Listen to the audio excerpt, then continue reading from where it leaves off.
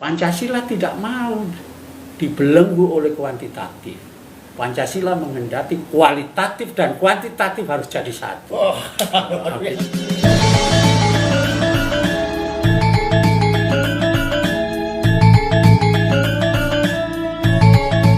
Assalamualaikum warahmatullahi wabarakatuh. Waalaikumsalam warahmatullahi Kembali wabarakatuh. lagi di channel Ngopi Ngobrol Peduli. Halo para pemirsa semuanya. Bersama saya Caan dan Pak Demino. Tapi sebelum kami ngobrol di channel ini, maka saya ingatkan untuk like, komen, dan subscribe channel Ngobrol Peduli.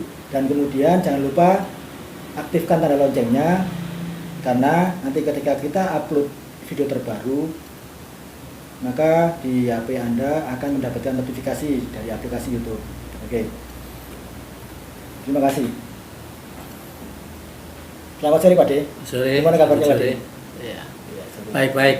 Baik-baik. Katanya sangat segar bugar sekali Pak De. Alhamdulillah. Semangat sekali, harus tetap semangat. Alhamdulillah sehat. Ya. Oke Pak De, topik kita kali ini tentang paradoks dalam Pancasila ya Pak De. Iya. Dulu kan kita pernah membahas ya, Iya. judul tentang ironi praktik berpancasila. Iya. Bedanya apa Pak De? Paradoks dengan ironi. Iya. Iya, memang betul. Dulu pernah bicara soal ironi praktik berpancasila. Iya. Sekarang paradoks dalam Pancasila. Betul. Beda ironi dan paradoks itu. Kalau ironi itu tujuannya ke utara. Oke.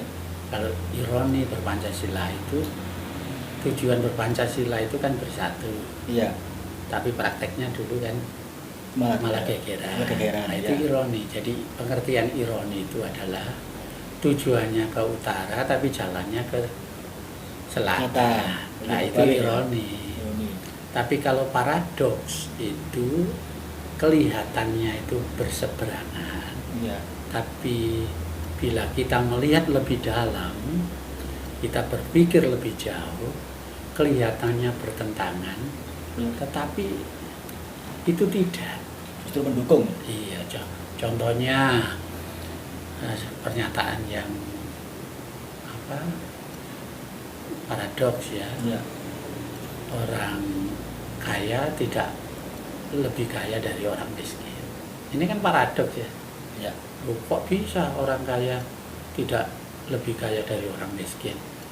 Kelihatannya salah ini, tapi kita bila melihat lebih dalam, artinya kita tidak hanya mengukur berapa jumlah kekayaanmu dalam bentuk uang, Iya. tapi dalam pengertian yang lebih luas, memang tidak lebih kaya. Apalagi kalau sudah ke spiritual. Artinya walaupun ini kelihatan berseberangan, paradoks, tapi benar gitu. Tapi maksud saya gini, gimana letak paradoksnya Pancasila itu? Ya, di Indonesia ini kan banyak ideologi lah. Iya. Pancasila juga ideologi bangsa kita kan. Iya. Betul. Nah, paradoksnya kalau ideologi tertentu itu cenderung mempersempit pengertian pengertian keberhasilan manusia. Tapi kalau yang Pancasila ini semuanya ditampung. Walaupun yang kelihatannya itu berseberangan, Ya. tapi bisa disatukan. Jadi kelihatannya berbeda, beroposisi, tapi Pancasila menganggap itu satu. Wow. Ini paradoks. Iya. Gitu. Yang berbeda tidak berbeda. Yang berbeda tapi tidak berbeda. Yang berbeda tidak Tidak dibeda-bedakan. dibedakan. Kita satu. Satu ya. Iya. Oke. Itu kan paradoks. Berbeda kok tidak dibeda-bedakan, kan paradoks. Iya. Aneh. Kayak berpikir kok berbeda, kok tidak dibeda-bedakan. Ya, Itu seperti maksudnya. Bhinneka Tunggal Ika ini kan Pancasila di atas Bhinneka Tunggal Ika. Betul. Jadi walaupun kelompok-kelompok kita berbeda tapi tidak dibeda-bedakan gitu.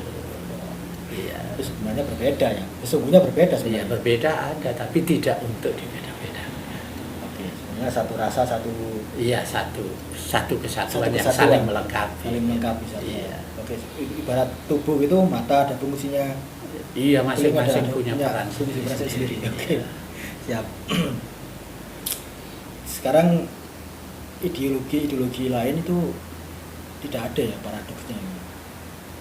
Kalau ideologi eksklusif, Ya. Kalau yang Pancasila ini kan inklusif. ideologi Iya. negara lah. Oke, inklusif. Yang dulu kita sebut ideologi inklusif. Ya. Ini kan menaungi semua ideologi yang hidup di Indonesia kan. Betul. Nah, bedanya kalau ideologi eksklusif ini anti paradoks. Anti paradoks karena dia hanya menonjolkan kepentingan Kelompoknya sendiri. Oke. dan mereka tidak suka hal-hal yang paradoks. Karena itu ideologi eksklusif ini cenderung mempersempit kepentingan. Jadi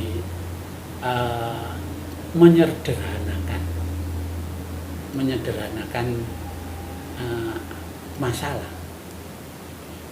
Jadi pengertian persalahan itu kalau ideologi kan punya prinsip-prinsip. Ya. Maka kalau tidak cocok dengan prinsip ideologi saya, maka dia itu jelek.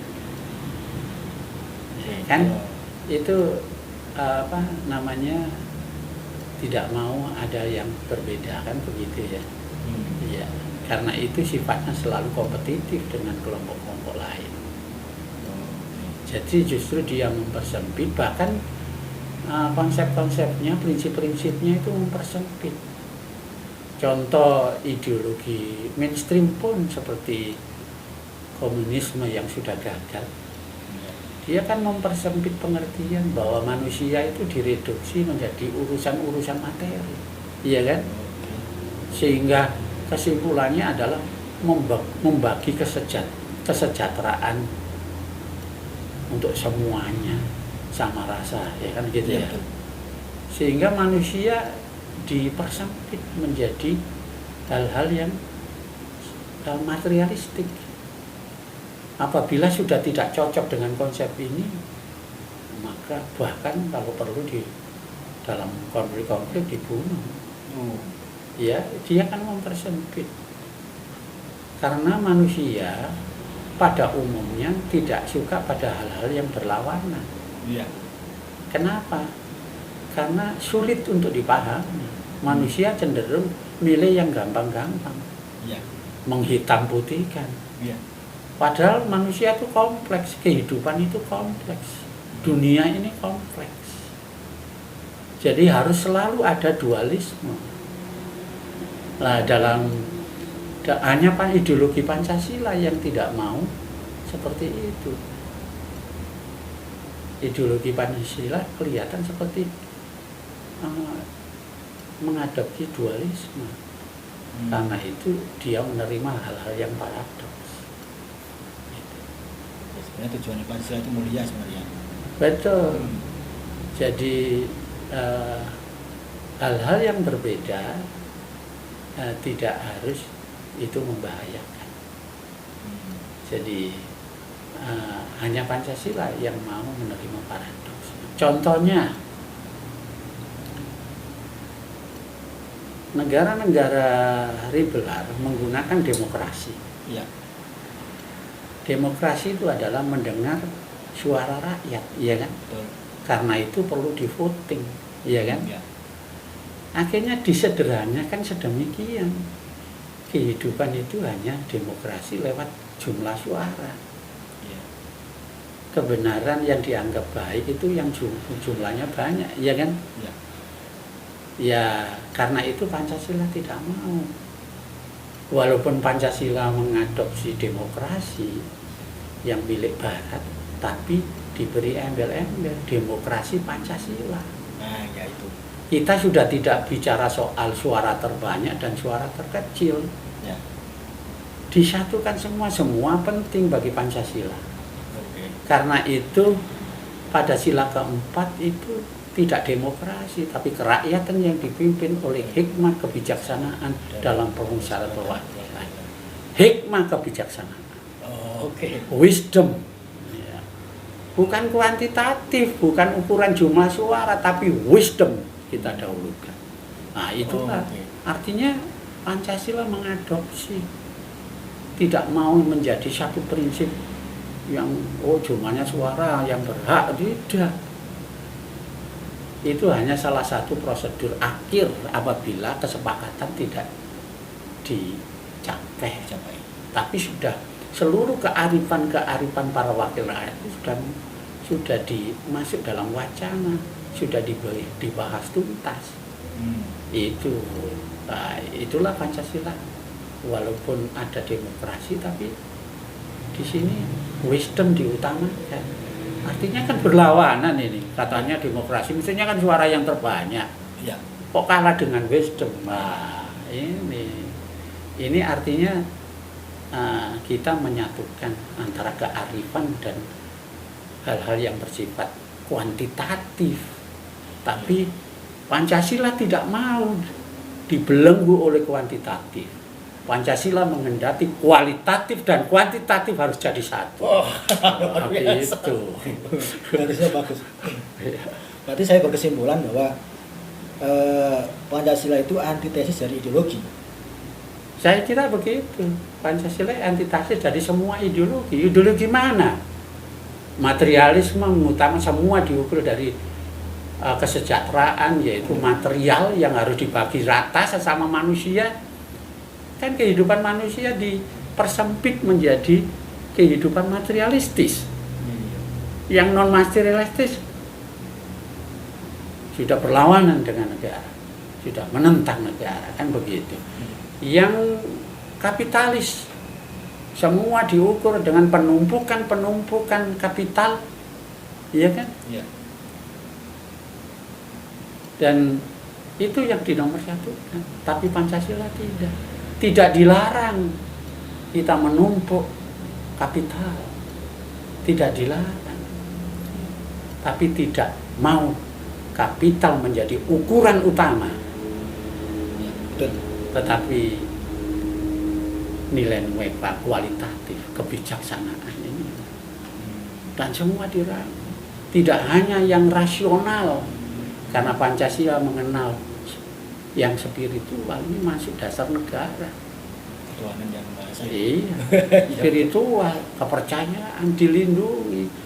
Hal-hal yang spiritual, yang non rasional ini mau dikatakan mistik, semua ditampung, diakui, dan mereka kedua-duanya punya peran sebagai piranti untuk berkembang bersama. Gitu. Bahwa Pancasila itu bukan sebuah ideologi, itu mendekati benar ya? Saya kira benar, tapi karena ini Indonesia juga harus punya ideologi, ya ideologi Pancasila yang inklusif. Inklusif, di dalamnya ada pertentangan tetapi disinergikan, inklusif. Ideologi apa saja, oke. Tapi tidak boleh terlalu ekstrim menjadi ideologi yang eksklusif. Jadi bisa dikatakan, kalau dikatakan bukan ideologi, kalau saya mengatakan Pancasila adalah ideologi anti ideologi inklusif. Begitu. Ideologi. Artinya di dunia itu tidak ada Pak ya ideologi yang seperti Pancasila. Oh, tidak ada. Ideologi mainstream, komunisme sudah tumbang, kapitalisme sudah berhasil, belum lagi ideologi yang berbasis agama yang sifatnya transnasional juga masih aktif. Tapi Pancasila punya benteng. Ya. Jadi ideologi mainstream apapun yang mempersempit makna manusia ini akan dengan sendirinya tertolak oleh Pancasila. Betul, setuju. Jadi kelihatan kenapa orang tertarik, karena mereka ideologi pada umumnya adalah menyederhanakan masalah. sehingga seolah-olah logis dan mudah diterima. Dan bahayanya ya, ideologi menyederhanakan prinsip, tapi berkonsekuensi. Kalau ideologi yang benar itu ini, maka yang tidak benar itu membahayakan kita. Kalau begitu harus dihapus, kalau itu harus dijadikan musuh, kan begitu. Konsekuensinya begitu. Tapi kalau ideologi yang tidak dasar manusia, pikiran manusia, kalau itu terlalu kompleks, manusia memang merasa lelah, lebih suka yang simpel-simpel. Tapi simpel-simpel ini berisiko panjang. Ya gitu. Ya, berarti saya simpulkan kalau ideologi yang eksklusif itu kalau misalkan tidak ada yang pro, berarti mereka seolah-olah hanya memikirkan kepentingannya sendiri. Iya. Betul ya. Kemudian akhir-akhir dulu kan pernah ada berita itu ya, saya melihat berita di televisi bahwa ada yang mau menyederhanakan Pancasila jadi Trisila, ada yang jadi Duisila, bahkan jadi Ekasila. Iya. Menurut Pak D gimana Pak D itu? Kalau itu hanya masalah bahasa. Masalah bahasa saja. Iya. Trisila, Ekasila dan macam-macam itu hanya sebutan aja. Sebutan saja. Jadi itu menunjukkan